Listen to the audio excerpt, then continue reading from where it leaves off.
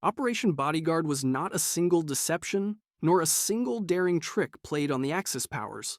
It was an entire architecture of lies, an immense web of illusions stretching across continents, made of phantom armies, false radio traffic, forged documents, double agents, inflatable tanks, manipulated intelligence, and psychological games so intricate that even decades later, military strategists study it in awe. It was the plan designed to protect the Allied invasion of Europe, what would become D-Day, by confusing, delaying, misdirecting, and paralyzing the Nazi high command.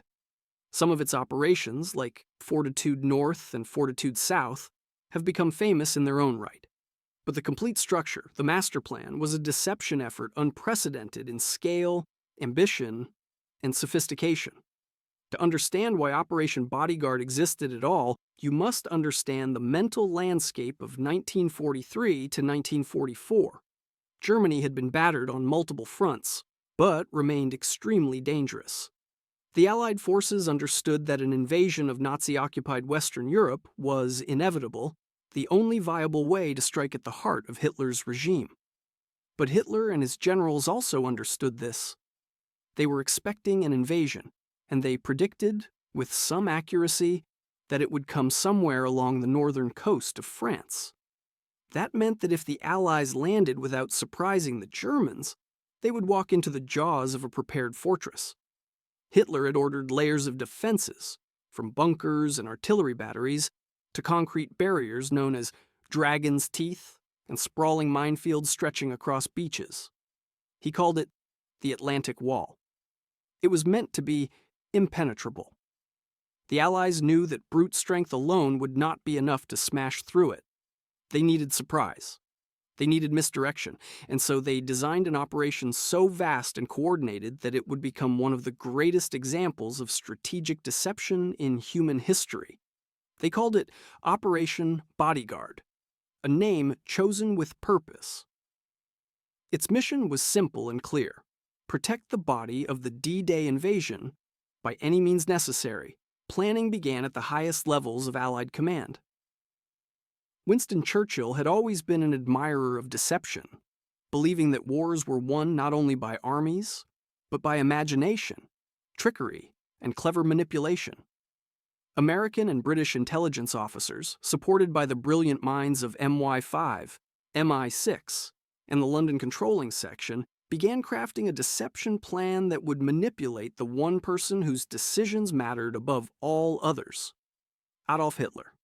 Hitler's worldview was rigid, shaped by his biases and assumptions. If the Allies could feed those assumptions, rather than contradict them, they would be able to control the German strategic response without the Germans even suspecting. This was the core philosophy of Bodyguard. Never force the enemy to change his beliefs. Instead, confirm what he already thinks. Hitler believed that the main invasion would come at Pas-de-Calais, the narrowest point between Britain and France. He also believed that Norway was a likely target. The Allied plan expanded that belief into an entire fictional universe: fake armies, fake fleets, fake supply lines, and fake invasion deadlines, all carefully crafted to make the Germans think the real invasion of Normandy, when it came, was merely a diversion. The backbone of Operation Bodyguard was the double-cross system. This was one of Britain's greatest intelligence achievements. MI5 had captured, turned, or infiltrated every single German spy operating in the United Kingdom. Without exception, every message sent by German agents in Britain was controlled by the Allies. It was an extraordinary advantage, one so secret even many Allied commanders didn't know it existed.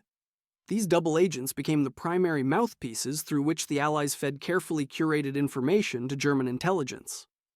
One of the most important was Juan Pujol Garcia, codename GARBO. A Spanish national with no real espionage experience, he had somehow convinced the Germans that he had a vast network of sub-agents across Britain. In reality, every one of them was imaginary, yet the Germans trusted him so deeply that they decorated him with the Iron Cross. His fictional network became the beating heart of Bodyguard's misinformation campaign. Through GARBO, the Allies sent endless streams of detail: troop movements, supply shipments, airfield construction, all entirely fabricated but carefully consistent. Every lie had a purpose, and every purpose fed the grand illusion. But a deception of this scale required more than spies. It needed visual proof, something the enemy could spot from the air. That task fell to the artists, engineers, and magicians of the Allied Phantom divisions. These units built inflatable tanks, fake aircraft, plywood landing craft, dummy supply depots, and entire fake encampments. They crafted illusions that would fool German reconnaissance pilots into believing real armies were massing, where in reality, nothing existed. In fields across southeastern England, vast armies appeared, ghost armies, materializing from rubber, wood, and paint. Radar signatures were mimicked. Vehicle tracks were artificially created. Fires and smoke were positioned to suggest kitchens feeding thousands of soldiers. It was a theater of war unlike any before. To support these illusions, the Allies generated radio traffic, real radio messages, sent by real operators, in the same rhythms and patterns used by actual divisions. German code breakers, confident in their ability to read Allied communications, intercepted what they believed to be legitimate signals. They recorded battalions requesting fuel, divisions coordinating supply shipments, regiments reporting weather conditions. None of it was real. It was a symphony of noise built to create the illusion of armies that didn't exist. At the center of the deception in the South was the First United States Army Group, abbreviated as FUSAG. This was perhaps the most famous fictional army in history. It was said to be commanded by General George S. Patton, the man the Germans considered the Allies' most aggressive and capable field commander. His very presence lent credibility to the idea that this fake army was preparing to lead a massive assault across the Pas-de-Calais. German intelligence was convinced. They watched the region closely, expecting Patton to lead the decisive blow.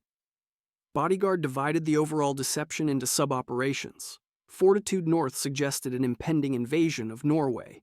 Fortitude South played up the threat to Pas-de-Calais. Operation Zeppelin hinted at Allied attacks in the Mediterranean, keeping German forces dispersed across Greece and the Balkans. The goal wasn't just to mislead Germany about where the real invasion would come, it was to overwhelm them with so many possibilities that their forces remained scattered and confused. But the most critical element wasn't creating illusions. It was ensuring the Germans believed them. And one man played an unexpected role in shaping Hitler's fears: Field Marshal Erwin Rommel. After inspecting the Atlantic Wall, Rommel feared the Allies would land where the defenses were weakest, the beaches of Normandy.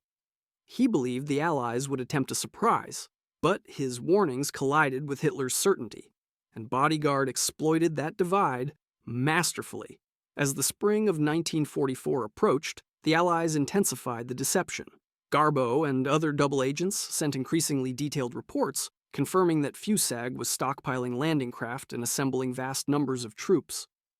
Aerial reconnaissance picked up the carefully placed dummy equipment.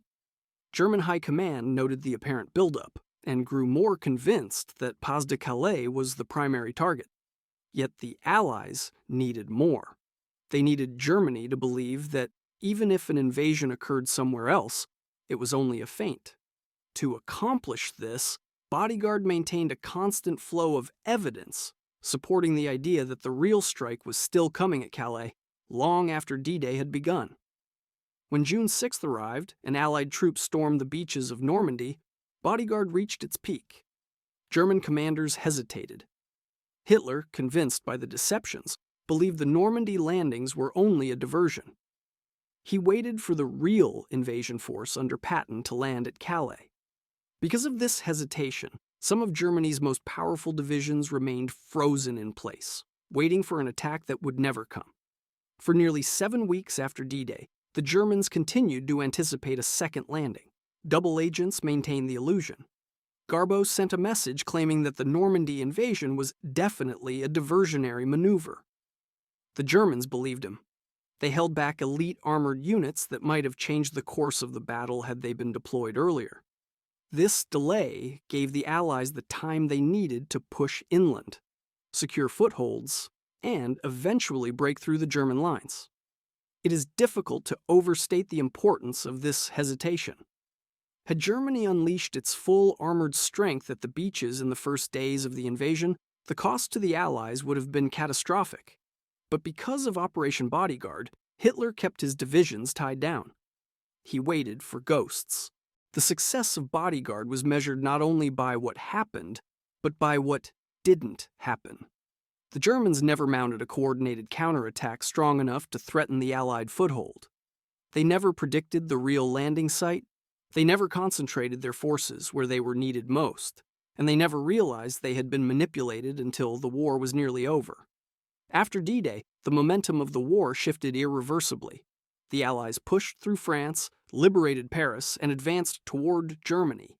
But behind every victory on the battlefield was the invisible support of the master deception that had protected the invasion. Without Bodyguard, the path to victory might have been far bloodier and far less certain. In the years that followed, historians tried to calculate the effect of Bodyguard numerically. How many German divisions were misallocated, how many days were gained, how many casualties were avoided. Yet its true power lies not in numbers, but in the audacity of the conception. It was not merely an operation of spies. It was an operation of psychology. It manipulated the beliefs, fears, and assumptions of an entire military command. It turned Hitler's own certainty into his greatest vulnerability. And the most extraordinary part? Germany never uncovered the truth until it was too late. They continued trusting their double agents until the final year of the war. They continued watching fake armies, fake divisions, fake fleets, and fake radio traffic. They believed the lies completely. Operation Bodyguard was not about fooling German soldiers on the battlefield. It was about shaping the decisions made in underground bunkers hundreds of miles away.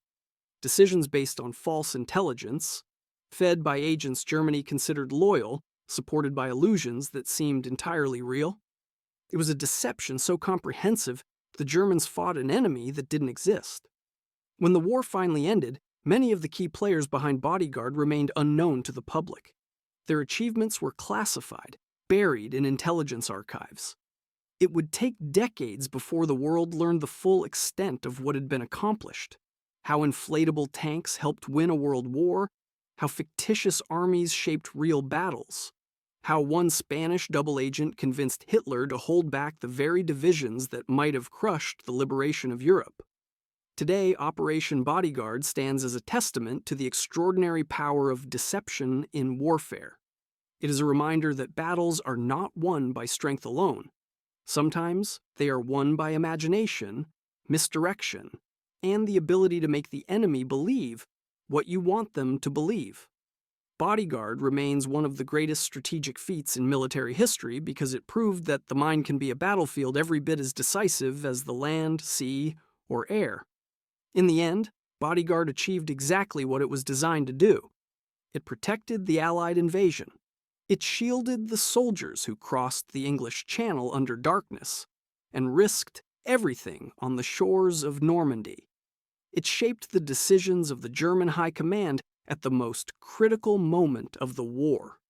It paved the way for the liberation of Europe, and it did so without firing a shot. Operation Bodyguard was the master plan behind all World War II deceptions. A plan built not of steel and gunfire, but of illusions so convincing they altered the course of history. Its legacy endures not only in archives and intelligence textbooks, but in the understanding that sometimes the most powerful weapon a nation possesses is the ability to control what its enemy believes to be true.